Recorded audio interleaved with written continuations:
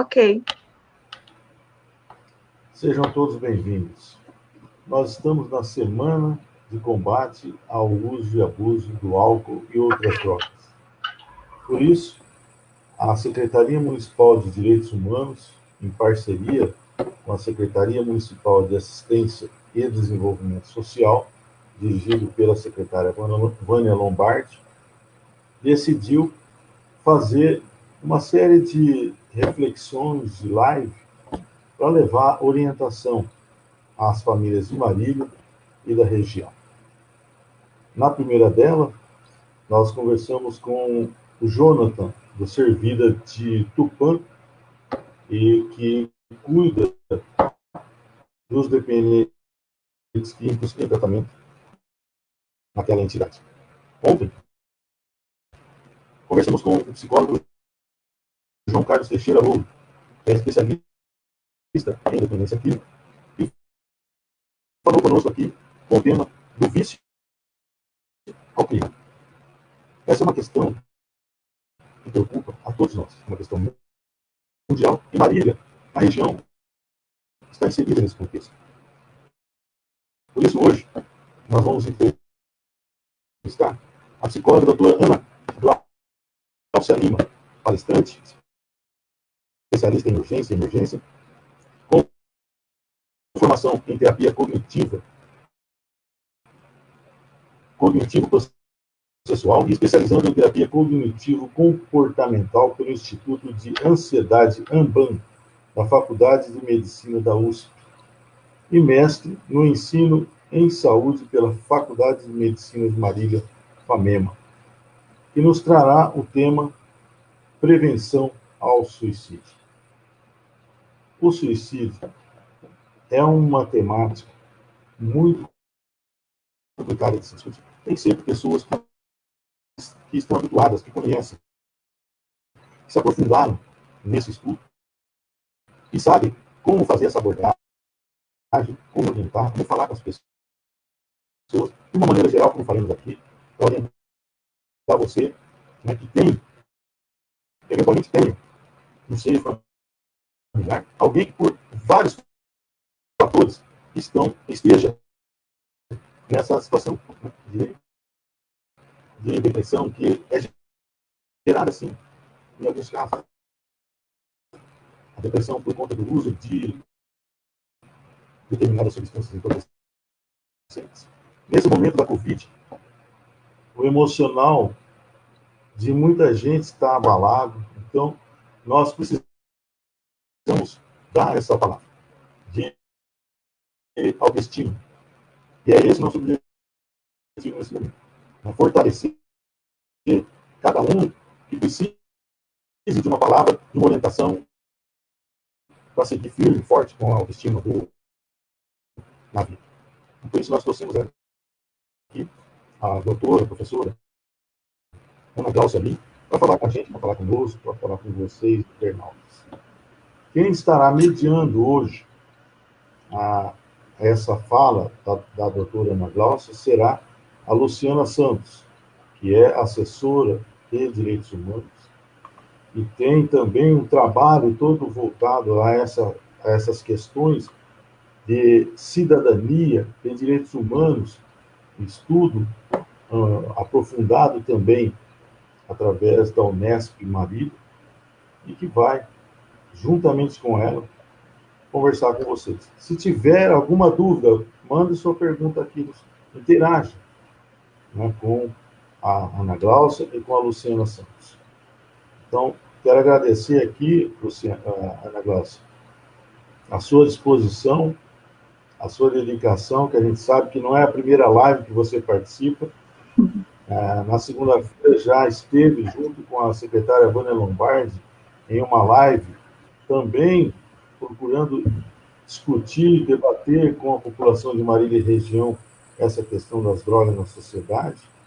Então, queremos aqui agradecer em nome da Secretaria Municipal de Direitos Humanos, em nome do prefeito Daniel, que é incentivador desses trabalhos voltados à comunidade como um todo. Então, quero agradecer aqui a sua participação conosco. Terei que me ausentar hoje, não poderei ficar até o final, E já de antemão, deixo aqui meu abraço a você, a Luciana Santos e a você, internauta, que nos prestigia com a sua presença. Uma palavra, Luciana Santos.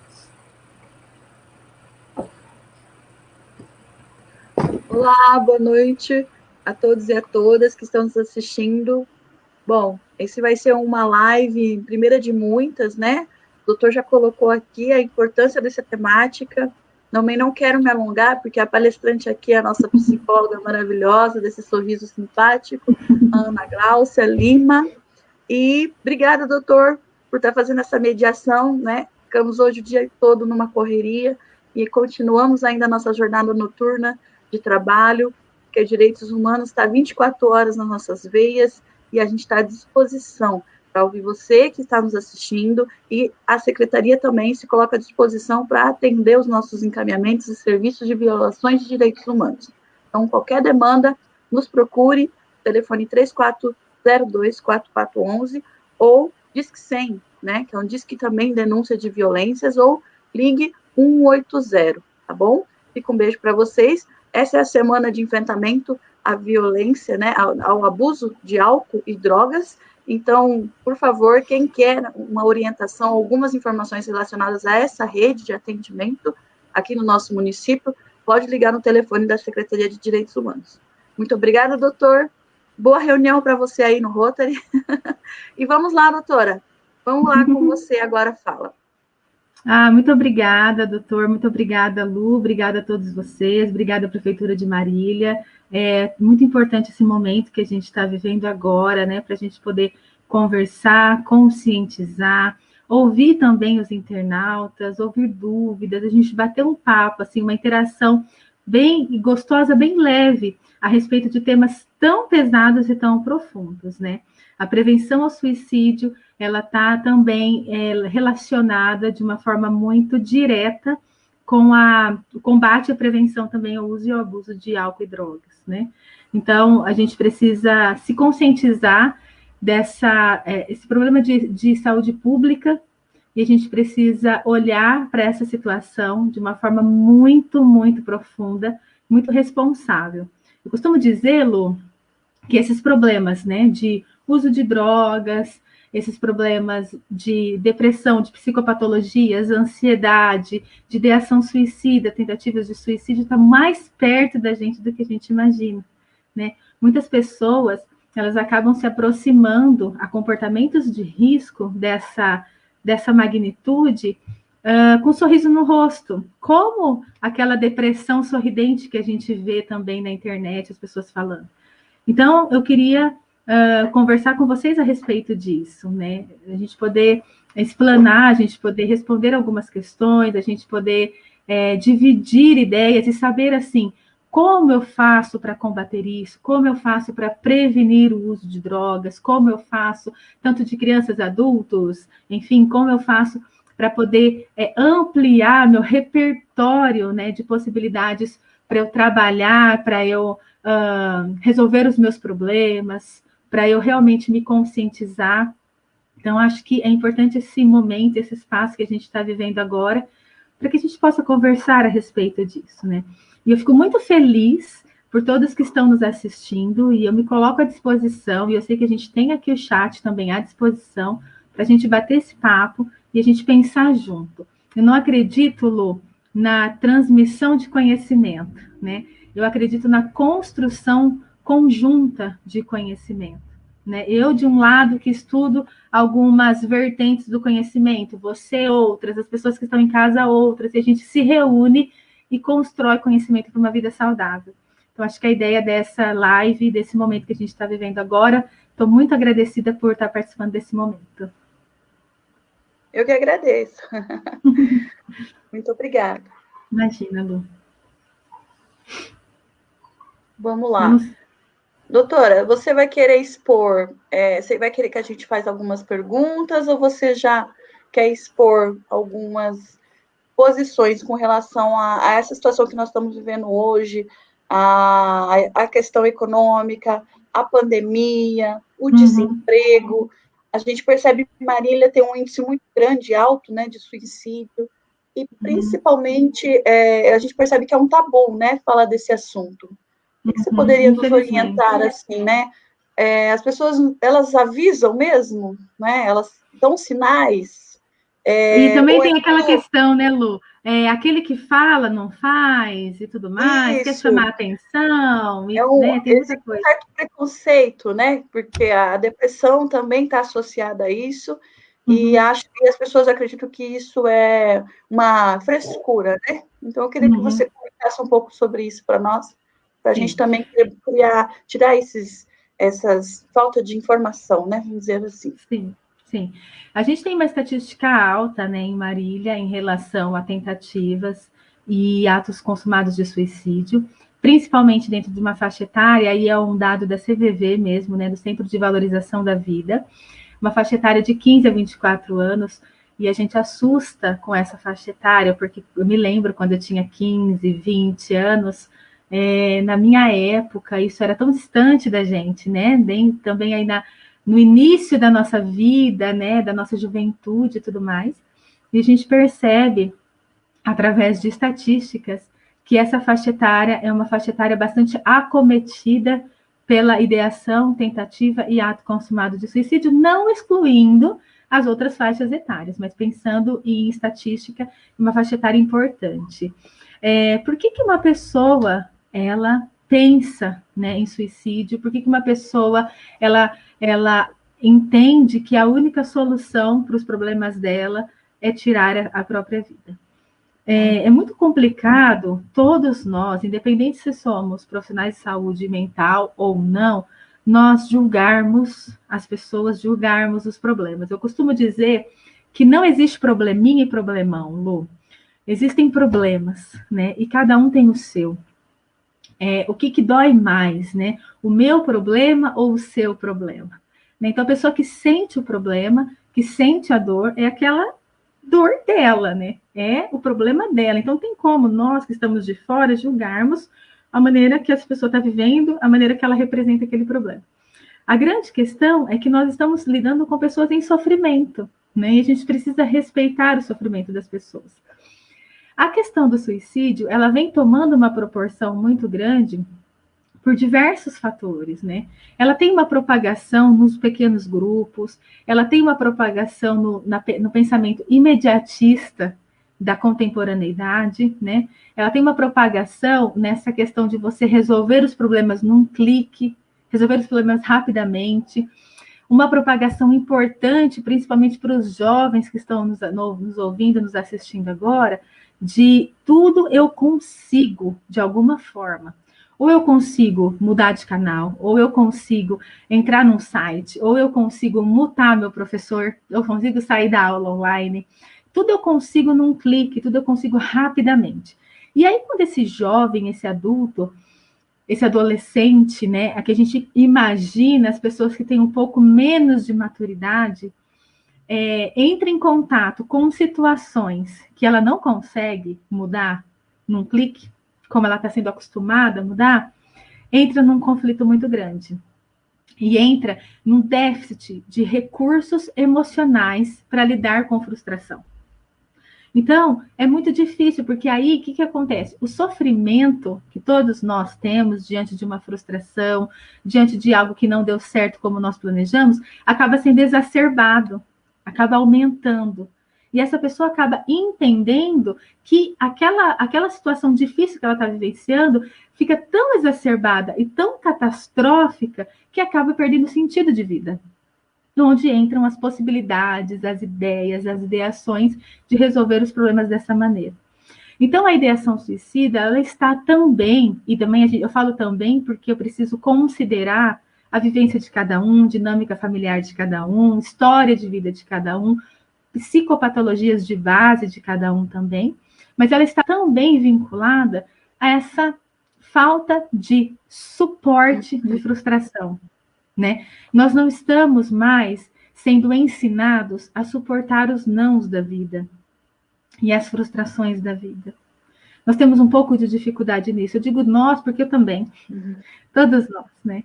Então, quando a gente não trabalha esses recursos, eu penso que a vida escancara, A vida escancara isso para a gente, e aí a gente é colocado à prova. E aí a gente precisa contar com a nossa maturidade emocional, né, com os nossos recursos. Então é muito complicado porque a gente está vivendo uma geração assim, né? Quando a gente olha para os nossos adolescentes, para os nossos pré-adolescentes, para os nossos jovens adultos, a gente percebe uma geração imediatista, capitalista e extremamente com pensamento descartável, né? As relações descartáveis, uma geração extremamente movida ao emocional, à carga emocional ativada. Quando eu não tenho emoção, quando eu não tenho, não estou no ápice ali do meu fervor, não vale a pena mais. Então, elas não conseguem considerar a vida como uma montanha. Esse é o problema da sociedade moderna, né, doutora? Com certeza. A vida as relações líquidas, né, de Bauman. Exato. Sociedade líquida, por quê? Porque as pessoas não conseguem considerar que a vida, ela é uma eterna montanha. Ora a gente está embaixo, ora a gente está em cima. E o que se prega para nós hoje, e a gente tem que tomar muito cuidado, que a gente precisa estar em cima. A gente precisa estar sempre ganhando, a gente precisa estar sempre dando certo, a gente precisa estar sempre feliz. Não, gente, a gente vai estar em baixa. E quando a gente estiver em baixa, a gente tem que desenvolver uma habilidade de suportar a dor, de suportar os nãos, de suportar a frustração, entendendo que a gente bate o pé lá embaixo e a gente sobe. Só que quando as pessoas estão em baixa, elas desistem. E aí fica bastante complicado, né, Lu? E a gente vê isso muito nas redes sociais, né, doutora? O Instagram, meu pai amado. Tá todo mundo sorridente, feliz, na praia, mas você vai ver a pessoa tá dentro de casa, trancado, numa solidão profunda, né? O que a gente falou, o que você colocou, né? A sociedade líquida, as relações estão vazias, sem conteúdo. E como que a gente faria para essa prevenção, doutora? Qual seria a alternativa? O que os cientistas da área da saúde mental estão pensando? Porque como que a gente sobressai numa sociedade que vende o consumismo, que vende uma imagem, né, inclusive para nós mulheres, né, dessa mulher mãe, tem que ser mãe, linda, maravilhosa, siliconada, trabalhadora, cuidadora dos filhos, essa sobrecarga também, né, que eu acredito que eu não posso afirmar aqui, mas a gente deve ter, né, índices que envolvem a questão de gênero com relação ao suicídio. Sim, eu até trago aqui algumas estatísticas para vocês, que diz que a ideação, porque o suicídio é um processo, né? É ideação, tentativa e ato consumado. Então, a pessoa, ela não funciona assim, como em diversas psicopatologias, não funciona assim. Tá tudo bem, tá tudo certo, ok na vida da pessoa, amanhã, puf, tá tudo ruim. Não. A nossa vida é um processo. A sacada da saúde mental, Lu, é a gente entender o processo, estar atento ao processo. Sabe, eu vou fazer uma analogia bem assim, senso comum, mas sabe quando a gente começa a ganhar peso? A gente não ganha 10 quilos do dia para a noite, ganha.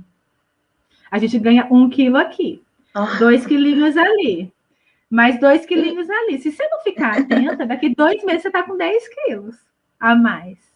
É um processo. Isso é verdade. Então, não é verdade? Então, o que acontece? Uma raiva que a gente passa. Deus me livre. A gente precisa entender a nossa saúde mental como um processo também, né? Então, hoje, eu não estou muito bem. Mas tudo bem. Vai passar, vou fingir que eu estou ótima. Próximo dia. Vou fingir que estou ótima. Próximo dia. Vou sair para beber com os meus amigos. Mentira, não pode na pandemia beber. Então, eu vou abrir uma garrafa de vinho sozinha aqui em casa e vou beber para afogar as mágoas. Próximo fim de semana. Eu vou, sei lá, vou fumar uma maconha, porque vai me dar uma brisa. Vai me tirar os meus problemas. Vou fazer isso, vou fazer aquilo. E aí você não está percebendo o processo de adoecimento. E aí, quando você vê, você já está no fundo do poço. Então, atenção, gente, precisamos pensar no processo. Como que eu estou hoje? Eu estou bem mesmo? Para 10 minutinhos do seu dia, 5 minutinhos do seu dia, eu estou bem, o que eu estou pensando, como eu estou me sentindo, né? Qual que é o meu estado de humor hoje? Que nome que eu dou para a minha emoção hoje? Como que as coisas estão me afetando? Sabe, autoconhecimento. Porque aí a gente vai identificando em quais processos que nós estamos, e aí entra a prevenção, Lu. Porque eu procuro ajuda no momento rápido. Eu procuro conversar com alguém. Eu não estou dizendo assim, vou procurar... E não ter vergonha de pedir, né, doutora? Exato. E não vou procurar um psicólogo na rede privada. Não, você pode procurar ajuda em grupos de apoio, em amigos, em familiares. Você pode procurar ajuda. Eu não estou me sentindo bem, gente. Parece que tá cinza. A vida tá cinza. Né? Então, eu acho que a gente começa a trabalhar a prevenção na identificação precoce dos nossos estados de humor, né? E não adianta, gente, eu vou falar bem escancarado aqui para vocês. O álcool e a droga não resolve o seu problema. Nossa, Ana, que clichê, a gente já sabe disso. Mas quantos de nós que estamos aqui ouvindo essa live já recorremos a isso para resolver os nossos problemas? Quantas músicas... Quantas músicas a gente ouve? Várias músicas, gente. Quantos relacionamentos eu terminei, eu sofri. Presta atenção nas letras das músicas que a gente ouve. Eles sempre falam... Mulher que termina um relacionamento. Nossa, perfeito. Depressivo. Vai lá, abre uma cerveja, senta lá na mesa de bar, faz companhia para cadeira não sei das onde, sabe? E vai te incentivando a paliativar o problema. Vai incentivando a você tatear as coisas. E quando a gente vê, o problema falou tudo. Né? Por exemplo, assim, ai meu Deus, eu terminei um relacionamento, sei lá, a pessoa não me quer mais, não me ama mais. Vou precisar sofrer, gente. Eu vou precisar sofrer, vou precisar ficar revoltada, vou precisar chorar. Qual o problema disso? Não há problema nenhum nesse sofrimento. Se a gente não sofre agora, em algum momento a gente sofre. Uhum. Né? Então, eu acho que uma das questões para a gente conseguir pensar em prevenção, tanto do uso e abuso, né? Uso abusivo de álcool, drogas, quanto suicídio e tudo mais, é nessa consciência, nessa identificação precoce de como nós estamos. Isso num âmbito individual. Num âmbito coletivo, social, entrando aí um pouco da responsabilidade governamental, da responsabilidade aí de políticas públicas, uma das possibilidades é isso que a gente está fazendo agora. Uma live, falando abertamente, pessoal, vamos parar de afogar as mágoas, isso não vai adiantar nada. Para, gente, o efeito do álcool passa. Para que você vai tatear seu problema? Então, é a gente fazer essas rodas de conversa. Eu penso que se tivéssemos mais rodas de conversa nas escolas, no ensino fundamental, né? Em hospitais, em instituições, no seu trabalho, momentos que o empresário tira lá para cuidar da saúde emocional, da saúde mental dos seus colaboradores, nós iríamos prevenir muitas coisas. Muitas coisas. Então, eu acredito que uma das sacadas também está na prevenção e na promoção.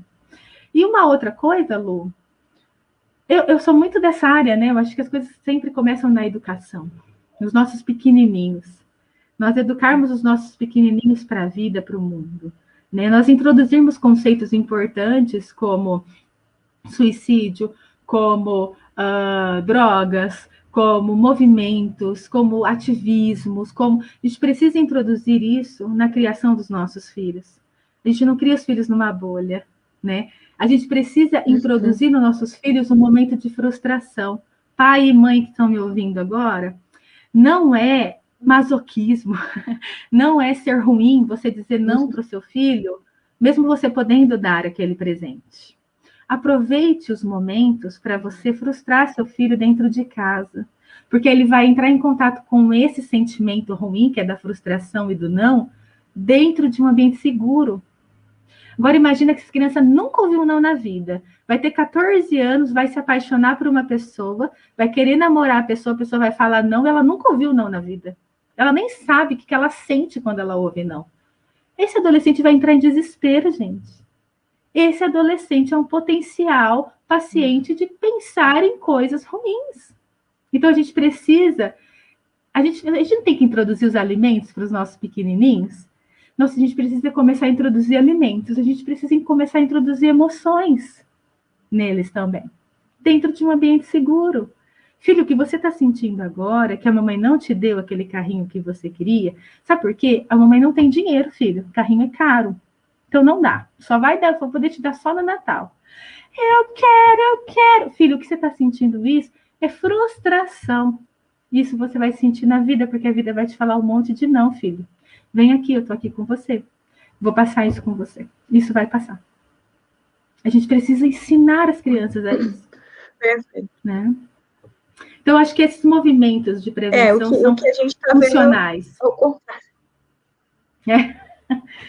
Muita coisa na sociedade. O que a gente está vendo hoje é a solução rápida. Dá um celular para o meu filho que ele para de encher o saco. É mais ou menos isso. Essa é a realidade das famílias brasileiras de um modo geral, tá? Porque acha que o celular é o suficiente. Perde a infância, as crianças já estão com acesso à tecnologia muito mais rápido e também já sabem, né, fazer mais que a gente aqui no acesso às redes sociais e estão tendo conteúdos cada vez mais rápido. Por exemplo, aquele episódio não sei se você lembra de um aplicativo chamado Baleia, que era automutilação com as crianças. Gerou uma certa polêmica. Existem jogos para isso, de suicídio. E isso está pegando muito na juventude, né? Você cumpre etapas de mutilação e os pais, muitas vezes, por não saber mexer nessa tecnologia, os filhos estão tendo acesso, entre eles mesmo criam grupos no WhatsApp e fazendo esse tipo de atrocidade com o próprio corpo. Como que a gente consegue prevenir isso, doutora? Né? Em meio a esse mundo de informática, esse mundo de... Em primeiro lugar, Lu, é complexo, né? É muito complexo, mas vamos lá, eu acho que a gente precisa falar sobre coisas complexas, né? Em primeiro lugar, seria muito leviano da minha parte dizer, faça isso, faça aquilo, te passar uma receita de bolo, 7 passos para prevenir seu filho da automutilação. Eu acho que é muito difícil porque eu tenho uma dinâmica familiar, cada um tem uma dinâmica familiar e eu não posso entrar na dinâmica familiar de ninguém. Mas existem possibilidades mais gerais, né, que a gente pode fazer e cada um vai contextualizando, viu, gente? Vocês vão contextualizando aí na vivência de vocês. Mas quando a gente fala em internet, em joguinhos de internet, em WhatsApp, em redes sociais, a gente fala sobre supervisão e monitoramento. Né? A gente tem que entender, e meu irmão, Ivan, um beijo para você, Ivan, ele falou uma coisa muito importante para mim, a gente tem muitas conversas importantes, ele falou assim, muitas vezes as crianças nos confundem, porque as crianças têm comportamentos de adultos, mas eles são crianças, eles não são adultos, então a gente fica meio confuso, falando, meu Deus, é um anão, não, é uma criança, entende? Então, o que acontece? Internet, gente, supervisão e monitoramento, eu preciso saber com quem que meu filho conversa, mas, tudo dentro da dinâmica de vocês, dentro da intensidade de vocês, tá? Mas eu preciso saber com quem meu filho conversa, eu preciso saber que jogo que ele tá jogando, eu preciso saber o que ele mais gosta de assistir. Eu preciso assistir um episódio disso com ele. Eu preciso mergulhar no mundo do meu filho. O que eu vejo hoje, muitas famílias, assim, mas são muitas mesmo, talvez a maioria, são pessoas que não estão convivendo como família, Lu. Eles estão como se fosse uma república, cada um morando na mesma casa, mas aí cada um dentro do seu quarto. Cada um dentro da sua privacidade. Pai, mãe, filhos, pais, mães, avós, a estrutura familiar que for a sua, independente da estrutura familiar. Então, as pessoas estão começando a viver os individualismos dentro de casa. E aí, quando uma bomba estoura, a gente fala, meu Deus, como eu não vi isso? De fato, gente, a gente não viu, porque a gente estava vendo as nossas coisas. Então, quando a gente está responsável por um outro ser humano, seja esse ser humano meu filho, meu sobrinho, meu neto, meu amigo, enfim, mas eu estou responsável por ele, eu preciso me responsabilizar pelas coisas que essa pessoa assiste, porque ele não tem maturidade. Gente, adolescente não tem maturidade. Perfeito. Nós, adultos, muitas vezes não temos também, né? Então, a gente vai esperar o quê de uma criança? Então, a gente precisa olhar e supervisionar o que ele está vendo. A gente precisa ter acesso mesmo às redes sociais. A gente precisa ser amigos dos meus filhos nas redes sociais. Você precisa ter um Instagram, meu amigo. Você precisa ter um Facebook. Você precisa estar ali interagindo para saber o que seu filho está fazendo, está falando. Você precisa, sei lá, dar uma carona para o seu filho com os coleguinhas dele, ouvir a conversa deles. Chama para tomar um café, jogar videogame na sua casa com a porta aberta. Filho, você pode ficar em casa jogando videogame? Claro que você pode, filho, com a porta aberta. Mãe, eu estou no meu momento, na minha privacidade. Me deixa no meu momento. Claro que eu deixo você no seu momento, filho, com a porta destrancada. Você não tem maturidade para trancar a porta. Dá. Não dá. Então, você vai ter o seu momento, eu vou respeitar o seu momento, sim, mas com a porta aberta. Eu vou deixar você mexer no celular, no computador, sim, mas aqui, a hora que eu quiser ver, você vai precisar me deixar ver. Passa atrás do computador. Passa atrás, aqui, ó, do celular. Gente, 24 horas. E mesmo assim, a gente não consegue entender certinho o que os nossos filhos estão vendo e assistindo. E mais, agora eu queria também falar para os filhos, para os adolescentes. Às vezes, os adolescentes, eles têm essa questão de enganar os pais. Ele não vai ver o que eu estou assistindo, ele não vai ver com quem eu estou falando, tudo. Gente, eu entendo isso de vocês. E eu penso que, assim, lá na frente, vocês vão perceber que os únicos prejudicados são vocês. Por se envolverem num relacionamento ruim, por ter influências ruins, por se envolver em assuntos ruins, por assistir coisas ruins. Então, lá na frente, quando vocês forem adultos, vocês vão perceber o quanto que isso foi maléfico. Então, na verdade, vocês não estão enganando seus pais, vocês estão enganando a si mesmos. Vai chegar um dia que vai ser você por você. Acima de 18 anos, é você por você. E aí não tem como chamar o pai e a mãe para te ajudar. Né? Então, eu penso que a gente precisa ter essas conversas dentro de casa. Uma grande questão que eu percebo hoje, vivencio hoje, porque tudo que eu falo, viu, gente? Não é o que eu leio, não, é o que eu vivo. Muita coisa eu vivo, eu tenho sobrinhos, eu sei como funcionam as coisas, né? E eu penso que a gente não está se olhando, né, Lu? A gente não se conhece. A gente não sabe, né, quem são os amigos dos nossos filhos, a gente não sabe o que os nossos filhos gostam, a gente não sabe nem como foi o dia, né, na aula online, a gente nem sabe se ele entrou, se ele não entrou na aula online. Então, eu acho que a gente precisa focar um pouquinho para dentro de casa. Ficou oculto para a professora e estava dormindo. Pois é, exatamente. Perfeito. Então, a gente tem que focar um pouquinho para dentro de casa. Né? Perfeito. Existem sinais que uma pessoa com tentativa de suicídio, que possa demonstrar com relação ao suicídio, ele tem uma característica de comportamento, ou até outra, vou emendar com outra pergunta. As drogas potencializam também, né? Tanto o álcool quanto droga, também outras drogas ilegais, elas também potencializam essa vontade de querer se matar, né? Ou ao contrário, né? Como que é a depressão, é um processo? Eu queria que você explicasse. Tá. O suicídio tem a sua base aí em psicopatologias, né? A gente tem mais de 90% das pessoas em estudos, em estatísticas, que tiveram ideação e tentativa de suicídio, tinha uma psicopatologia, ou tem instalada, né? E, então, a gente precisa pensar bastante na psicopatologia, no sentido da depressão, mas da patologia, tá? Estou com depressão, mas você não tem um diagnóstico, né? Porque as pessoas acabam se autodiagnosticando aí. Então, uma depressão, uma ansiedade, um pânico, um transtorno de personalidade. O Google fala pra gente, doutora. Exatamente, exatamente. Então, a gente precisa considerar... O doutor Google é quem nos orienta. A gente precisa pensar nas psicopatologias. Eu acho que é interessantíssimo isso. E quando a gente... Aí volta lá no que eu falei, né? Avalia aí como que você tá. Percebeu que você não tá muito bem? Procure ajuda. Procure ajuda. Bom, eu acho que a psicopatologia é importante. O que a gente pode perceber de uma pessoa que não tá bem, né? Não necessariamente ela esteja realmente pensando em suicídio, ela não está bem, porque quando uma pessoa já não está bem, está deprimida, está ansiosa, ela vira potencial, né? Uma pessoa em potencial, não vira um suicida, mas pode virar uma pessoa em potencial.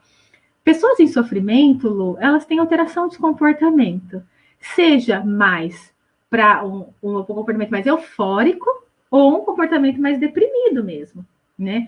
Ou seja, a pessoa ela quer mascarar que ela não está bem, ficando super feliz, alegre, aquele palhaço da turma, aquela pessoa que alterou o comportamento, não uma pessoa que tem um perfil assim, ela alterou. Gente do céu, não sei o que aconteceu com essa menina, tá feliz da vida, parece até que ganhou na Mega Sena. Começa a alterar o comportamento, fica mais eufórica, mais falante, né?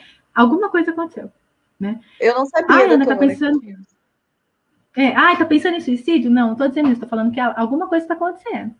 Alterou o comportamento, ficou mais deprimido, mais isolado, não quer falar com ninguém. Alguma coisa está acontecendo. Isso dentro de uma recorrência, tá, gente? Porque tem dia que a gente acorda com o pé esquerdo.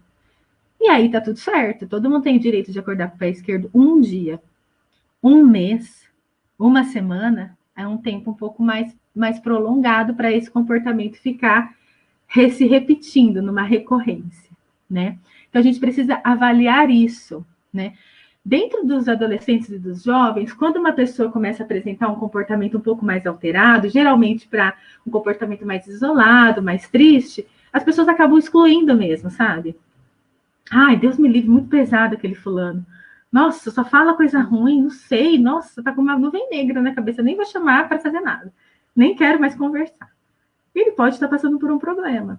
Ai, Ana, mas você não conhece fulano de tal. Ixi, ele é uma frescura, quer chamar atenção.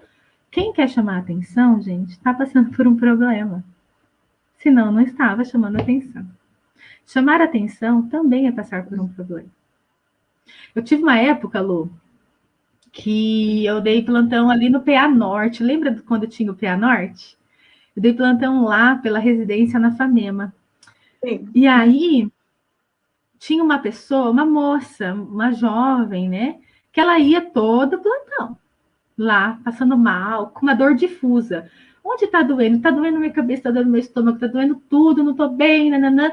E ela começou a ser alvo de chacota das pessoas. Nossa, fulana de tal tá aí de novo, meu Deus. E eu comecei a perceber aquilo, por quê? Gente, ela poderia estar... A gente não estava na pandemia, então ela poderia estar num barzinho, ela poderia estar no shopping, ela poderia estar curtindo a vida, mas ela estava num PA, reclamando, tomando medicação. Ela estava com problema. Por mais que ela não sabia identificar, era um problema emocional, ela estava gritando por esse problema. E enquanto a gente não descobrisse, enquanto a gente não desse atenção no encaminhamento, ia ficar recorrente. Então, aquela pessoa que nós julgamos que ela está enchendo o saco, que ela está pesando, ela está com problema, gente. A gente não pode julgar. Então, a gente precisa avaliar as alterações de comportamento. Mas, para isso, é muito importante a gente entender qual que é o comportamento basal, né? Ah, fulano de tal é mais retraído mesmo, é mais tímido. Ok, é o comportamento dele, é o jeito dele, é a personalidade dele. Ah, fulano de tal, ele é mais extrovertido, mais o palhaço da turma. É o comportamento dele. Então, para a gente avaliar a alteração de comportamento, a gente tem que conhecer a pessoa. Então, cai lá no que eu disse de olhar para dentro de casa, gente. Olhe para a sua família, olhe para os seus filhos, olhe para os seus pais, olhe para as pessoas que moram com você. Conheçam as pessoas, porque senão você não vai identificar sinais de alteração de comportamento. E pensando nas drogas, no álcool e tudo mais, estudiosos falam, né, as pessoas que estudam dependência química mais profundamente, falam que o uso de drogas, de álcool, ele afeta, ele impacta diretamente os nossos neurotransmissores, né? Que estão aí dentro do nosso sistema nervoso central. E eles são responsáveis por áreas muito importantes, né? Da nossa cognição. De pensamento, de memória, de percepção, de emoção, de alegria, de motivação.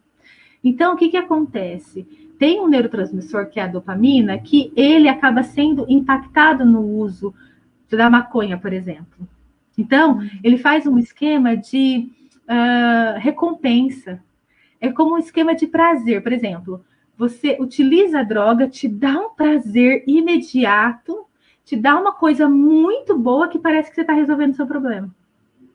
eu tô com um problemaço no meu serviço, eu uso droga, eu uso maconha, eu bebo uma cerveja, eu uso álcool que afeta diretamente no meu sistema nervoso central, me dá uma sensação maravilhosa de prazer e uma ideia de resolução de problemas. Por isso que está vinculado ao reforço dos meus problemas. Está vinculado a eu afundar mais ainda. Porque eu digo para você, o efeito passo. Onde está a dependência e o vício? Ana, eu uso maconha. A maconha é erva. Já ouvi muito isso. Maconha é natural. Tá tudo certo. Onde que está a dependência e o vício? Quando aquela uma vez a cada não sei quanto tempo que você usa, não está mais surtindo efeito. Aí você começa a usar mais vezes, mais vezes, mais. Daqui a pouco a maconha não surte efeito. Você vai para outras drogas. Aí, meu amigo, é um caminho muito difícil. E aí o que acontece? Mascara os nossos problemas. Não vai lá na raiz do seu problema. Quanto mais a gente se afasta da raiz dos nossos problemas, mais a gente se afasta da resolução profunda e verdadeira dos problemas. A gente só vai arrumando mais problemas, igual aquele cara que mente para cobrir uma mentira. Ele vai mentir, mentir, daqui a pouco ele se perdeu. Esse é o problema. Esse é o caminho. Por isso que tem uma relação muito direta. O uso da droga, o alimento aí para psicopatologias e para problemas emocionais, a agudização desses problemas emocionais para uma ideação suicida e um pensamento suicida e uma tentativa de suicídio. Então, não sei se fica claro, mas está tudo muito relacionado. O que a gente precisa fazer, Ana? A gente precisa pôr o pé no chão, gente. A gente precisa entender que nossa vida não é uma rede social. A gente precisa entender que a gente não pode comparar a nossa vida com aquilo que as pessoas mostram. As pessoas não mostram somente as verdades. Na verdade, as pessoas mostram muito pouco da verdade. Então, eu vi uma imagem, Lu, há muito tempo atrás, quando eu estava trabalhando um Dia das Mães, numa roda de conversa, e a menina, ela fez uma selfie com a mãe. Dia das Mães, parari, sei lá, falou um monte de coisa lá. E aí tinha os quadrinhos, né? Nos outros quadrinhos, ela estava, a menina, sentada no sofá, deitada no sofá, tirando a selfie, a mãe dela do lado com uma vassoura. E ela deitada no sofá e a mãe varrendo a casa. Era uma mentira que ela estava propagando ali. Tem uma frase que diz que a gente não pode comparar palco com bastidor. Palco é o que a pessoa mostra, ela vai se maquiar, ela vai se preparar e tararam, vai mostrar no palco. Ninguém olha o camarim lá, como está a bagunça, os bastidores de tudo. Então, eu penso nessa estrutura, sabe? Você que está em casa, pense nessa estrutura.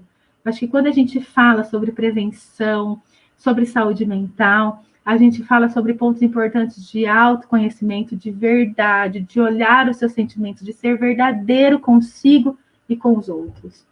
Eu penso que falta verdade nas nossas relações conosco, né? Verdade comigo mesma. Eu estou sofrendo, eu estou chateada, eu estou com inveja da fulana de tal, eu estou frustrada, eu estou revoltada. Falta verdade com a gente e com os outros, né, Lu?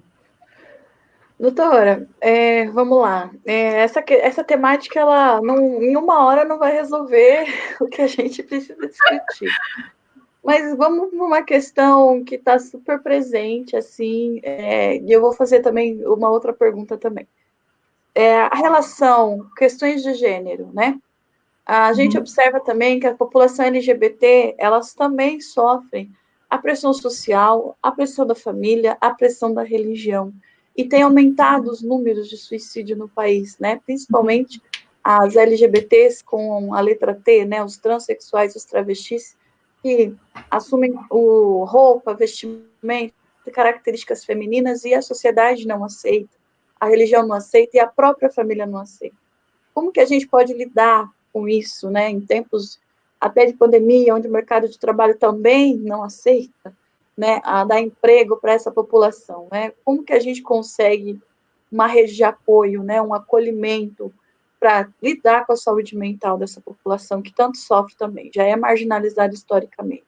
Como que os psicólogos têm trabalhado isso nessa área? Pois é, Lu, a gente não entra nas questões religiosas, né?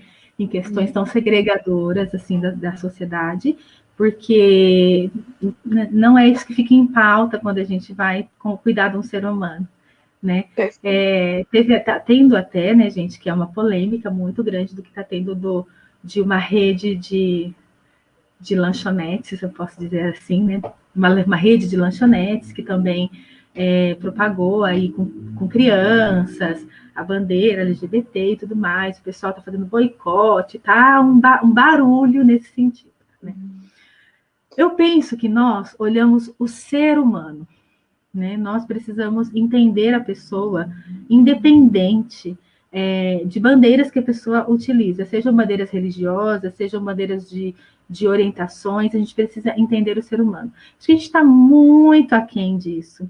Na verdade, hoje, eu penso que a nossa sociedade brasileira está sofrendo muito com isso, porque tem um movimento muito dicotômico nisso, né? Muito certo e errado, muito céu e inferno, né? Então, tem um movimento muito pesado nesse sentido. É bastante difícil, eu também ouvi, né, conversando isso com meu irmão, a gente conversando, quando a minoria ela tem uma voz, a gente permite uma voz para a minoria vai gritar mesmo, né? A minoria vai colocar isso, a minoria vai querer se posicionar, e aí entra nessa disputa e nessa briga toda. Em primeiro lugar, nós precisamos mudar o nosso conceito de pessoa, de ser humano. A gente não poderia, enquanto sociedade, brigar pelos direitos de negros, de LGBTQIA+. A gente não precisava lutar por direitos de pessoas específicas. A gente precisa lutar pelo direito das pessoas, do ser humano, independente de quem ele seja, independente de religião. Uma das possibilidades de prevenção e de poder trabalhar isso são movimentos de conscientização, Lu. Movimentos que a gente percebe que as pessoas fazem, bandeiras que as pessoas erguem, falas que as pessoas colocam, são movimentos de conscientização, se você for ver, né? Foi dia 28 agora, que foi o Dia da Consciência. Dia do Orgulho Gay, isso. Exatamente. É um movimento deles se posicionarem enquanto pessoas livres. Não é segregado isso, eles precisam se posicionar como pessoas livres, dignas de respeito, como qualquer um. Então, como que a gente consegue trabalhar isso? Dentro da nossa casa, gente, com os nossos filhos, dentro de nós. Temos muitos adultos héteros, extremamente preconceituosos. Extremamente, porque não pensa como nós. Né? Não pensa como eu penso, não se posiciona como eu, não vai na mesma igreja que eu vou, não vê Deus da mesma maneira que eu vejo. Eu acho que a gente precisa rever os nossos pensamentos, os nossos preconceitos. A gente fala que a gente não é preconceituoso, mas a gente é. E assuma que você é e procure não ser. Leia, sabe? Respeite as pessoas. Leia as bases genéticas. Leia como que funciona geneticamente. Tenta entender como que funciona todas as nossas mutações dentro de toda uma evolução da humanidade. Leia isso. Leia também a liberdade que a pessoa tem de querer ser quem ela é, independente de qualquer coisa, independente, inclusive, de mutação genética. Então, eu penso que a gente, em primeiro lugar, a gente precisa se conscientizar que todos nós somos preconceituosos e que todos nós temos que rever os nossos conceitos. Porque o que a gente coloca na internet não é muito bem aquilo que a gente vive, não. E a gente olhar para o nosso umbigo sempre e ver se realmente aquilo que eu estou pregando, seja numa igreja, ou seja em qualquer outro lugar, eu estou vivendo mesmo. Eu vejo muitas pessoas pregando muitas coisas que não vivem. Olhe o ser humano, independente do que seja, ele é um ser humano. Eu acho que esses movimentos são movimentos de respeito. As pessoas olharem as pessoas como elas são, e respeitar as pessoas como elas são. Né? A gente não quer respeito também? Por que a gente não vai respeitar as outras pessoas? Onde começa isso? E é uma caminhada longa, só está começando, dentro da nossa casa. Quando você quando você se sente extremamente invadido dentro de uma lanchonete, onde as pessoas levam a bandeira LGBTQIA+, para uma criança, e você acha isso um absurdo, aproveite esse momento para explicar para o seu filho o que significa isso. Estou falando para você fazer outro tipo de movimento. Estou falando para você falar sobre isso. Fale sobre tudo dentro da sua casa. Fale sobre tudo. Fale sobre sexualidade. Perfeito. Fale sobre todo tipo de sociedade. Fale sobre psicopatia. Fale sobre pandemia. Fale sobre estupro coletivo, que tem muito. Fale sobre abuso. Fale sobre tudo dentro da sua casa. Porque é na sua casa, no ambiente que você fala que é seguro, que seu filho, sua filha, os seus amados precisam entender esses conceitos. Não espere que eles vão entender em outro lugar. Ué, não é na sua casa que você quer? Então coloque os conceitos, aprenda primeiro para depois você passar para eles. Então não adianta a gente pregar uma coisa que a gente não vive, a gente prega muito que a gente não vive. Fechando, eu penso que como que a gente trabalha isso? Fortalecendo egoicamente as pessoas, independente de quem elas sejam. Fortalecendo egoicamente as pessoas. E acho que as pessoas, elas acabam se juntando em grupos onde elas se sentem pertencentes. Isso é natural da sociedade. Isso é natural do ser humano. A gente vai se organizando em pequenos grupos onde a gente se sente aceito. Isso é super natural. Então a gente precisa olhar as pessoas como elas são. Eu penso que é isso, Lu. Ai, maravilhosa! Adorei a exposição. Né? A gente poderia falar também de outras temáticas com adolescentes, né? Principalmente as jovens que querem ter um corpo padrão, né? Um padrão de beleza que afeta muito, né? A questão da saúde mental delas. Poderíamos falar também de obesidade na infância, poderíamos, enfim. Mas para poder encerrar, a gente já está nos nossos últimos minutinhos.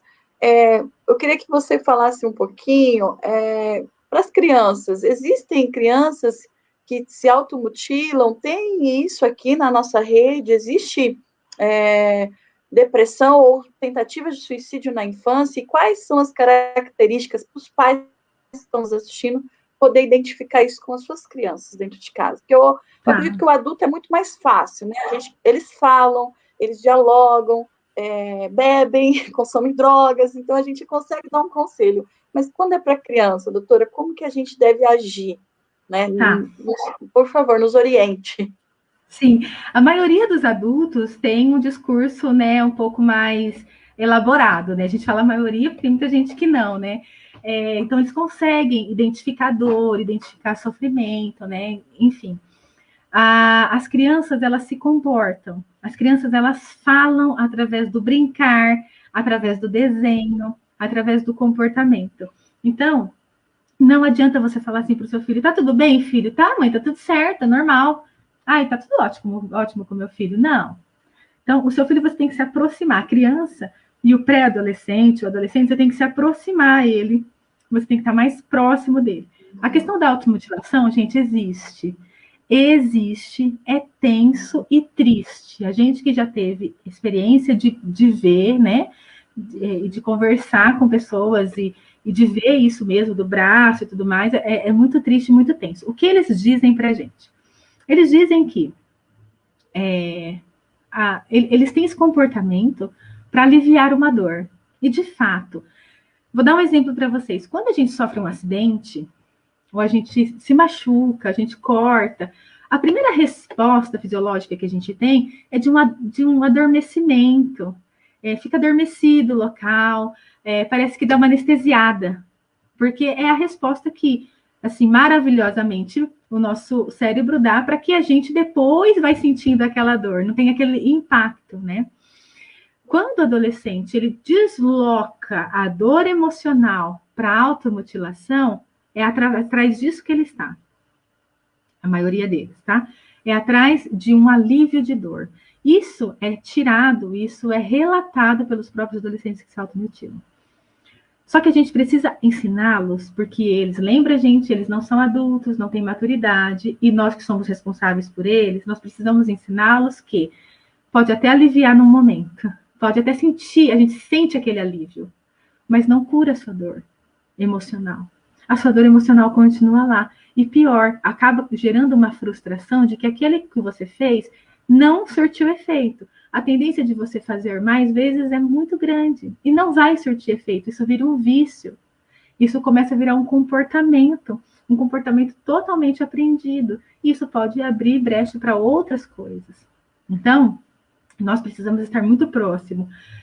Adolescentes que utilizam gola alta, mesmo no calor, manga comprida, roupa que cobre muito o corpo, alteração de comportamento, muito isolamento, querendo ficar muito na sua privacidade, muito no seu fone de ouvido, muito no seu mundo, tenta se aproximar dessa pessoa, dessa criança, desse adolescente, e tenta entrar nesse mundo. Uma das formas que eu acho mais fácil da gente entrar no mundo dos outros é a gente aproximando o nosso mundo das pessoas. Como que eu quero saber da vida do outro se eu não conto da minha vida para ele? Como que eu quero saber da sua vida, Lu, se você não sabe nada da minha? Não tem uma relação aí. Só eu que quero saber da sua? Sou fofoqueira, então, agora? Então, a gente precisa ter uma relação. Então, eu oriento os responsáveis a sentar e também abrir os seus problemas dentro das suas possibilidades, das suas particularidades, com seus filhos. Contar das suas vidas para os seus filhos. Ter um diálogo. O que acontece quando a gente tem um problema com o adolescente que vira um monólogo? A gente fala, a gente descasca na cabeça do adolescente, põe de castigo, tira o celular e pronto, resolvemos o problema. Não, você criou um outro problema. Não existe um diálogo. Então, se aproxima dessa criança, desse adolescente. E sim, Lu, infelizmente, a gente já teve relatos de crianças com tentativas de suicídio. Nossa. Então, eu acho que a gente precisa falar sobre isso, sobre dor. Como que a gente previne o suicídio? Não é falando de suicídio.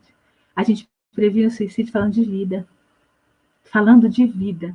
Gente, existe vida, existe amor, existe paz, existe valorização, existe saída, existe uma vida abundante, existe uma vida boa. Então, a gente só precisa ir e buscar isso, a gente só precisa olhar o copo cheio da nossa vida. A gente precisa olhar as coisas boas que acontecem na nossa vida, a gente precisa praticar a gratidão. Se nós estamos aqui falando, a gente tem no mínimo uma internet. Se as pessoas estão ouvindo a gente, elas têm no mínimo uma internet, um smartphone, um computador. Então, a gente precisa trabalhar a gratidão. Se existe algo que você vai gravar nessa live, trabalhe a gratidão. Antes de você dormir, independente de religião, viu, gente? Antes de dormir, o que aconteceu de bom hoje? Eu estou respirando, eu tenho um cobertor, eu tenho uma cama, eu tenho um travesseiro, eu tenho saúde. O que tem de bom hoje para eu agradecer o universo? Quando a gente vai trabalhando a gratidão, a gente vai mudando a nossa maneira de ver a vida, Lu. Perfeito. Doutora, por mim eu ficava aqui a noite inteira. Eu também. Adorei te conhecer, adorei, né? O doutor falou muito bem de você, da sua exposição. Fico muito contente. Quero agradecer a presença aqui da Juliana Fernanda Rocha, a Rita, que trabalha com a gente, a Ju também, a Marilis, que é a presidente do Conselho da Promoção da Igualdade Racial, a Celinha, um beijo, Célia Mello, maravilhosa, chamou a gente de linda, né? Vou até dar um destaque aqui. Autoestima é tudo, né, doutora? Aqui pois é, assim. A gente tem que alimentar, a gente tem que alimentar. Tem que alimentar nossa autoestima. Obrigada, Célia, você também é maravilhosa. Bom, doutora, eu queria que você fizesse suas considerações finais para a gente poder encerrar essa live maravilhosa.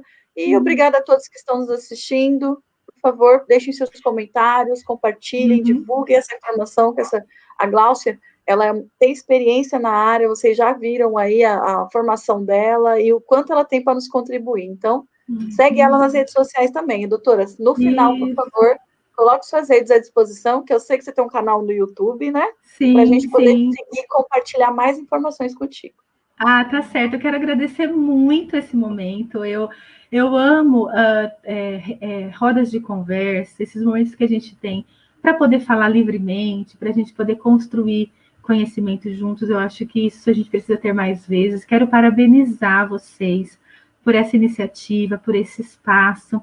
Parabenizar você, Lu, pela sua disposição, né, por me ajudar aqui. Parabenizar o doutor Damasceno, o prefeito, e todo mundo que está envolvido nessa campanha, né, nessa conscientização. Quero agradecer a todos que estão nos assistindo também, a colaboração de vocês, as mensagens, os comentários, e eu penso, gente, que nós precisamos de momentos assim. A gente precisa conversar sobre problemas difíceis, né? Conversar sobre tabus, sobre assuntos complexos. A gente não precisa ser dono da verdade. A gente pode construir, a gente pode mudar de opinião, a gente pode discutir, a gente pode tudo. Eu acho que é isso que enriquece mesmo a humanidade. A gente poder... As pessoas não gostam, gente, de conversar sobre assuntos difíceis. E isso vai tornando os assuntos tabus. A gente precisa conversar, a gente não é detentor de todo conhecimento, a gente precisa explanar isso. Então, eu quero agradecer muito por esse momento, me sinto muito honrada por estar aqui, com muito respeito estou aqui por vocês, para vocês também. Quero dizer que as minhas redes sociais são @psicóloga_Ana_Gláucia_Lima. Eu espero vocês nas redes sociais, tanto no YouTube, Instagram, Facebook, e é ali que eu compartilho os meus conhecimentos, e eu acho que é isso, eu acho que a gente vai sempre trabalhando em mão dupla, né? Sempre juntos, para a gente construir uma sociedade saudável. A gente está precisando de saúde mental nas nossas relações, né? Muito obrigada por esse momento, Lu. Estou muito, muito gratificada por isso, viu? Ai, obrigada a você. Então, @psicóloga Ana Gláucia Lima. Ana Gláucia. Esse é o seu Instagram, né, doutora? Esse é o Instagram. É o Instagram e Facebook? Isso, Instagram e Facebook. E no YouTube eu estou como psicóloga Ana Gláucia Lima. Se você jogar psicóloga Ana Gláucia Lima, vocês me acham também nas redes sociais. Ah, tá. Psicóloga. Eu estou corrigindo aqui, acertei. Psicóloga. Tá. É que a gente está fazendo a parte técnica, a produção, tudo ao mesmo tempo. Quem sabe faz ao vivo. Tudo junto, né? É isso aí, é isso aí. Com Faustão. Exatamente, a gente tem que fazer. Essa é a questão, viu, gente? Você que está em casa, faça. Ai, meu Deus, mas não consigo. Faça. Vá atrás dos seus desafios. Vamos que vamos. É assim que a gente vai construindo. Ai, doutora, mais uma vez, obrigada. Obrigada a todos que participaram. Rita, maravilhosa, obrigada pelo recadinho, tá? Que você nos deixou aqui, por ter nos assistido. Mas agradeço mais uma vez, em nome da Secretaria de Direitos Humanos, através do nosso secretário, doutor Damasceno, que não pôde estar conosco até o fim, mas agradeço a todos que participaram. Um beijo, um abraço, boa noite, gente. A gente vai se falando. Boa noite, gente. Tchau. Um beijo, tchau.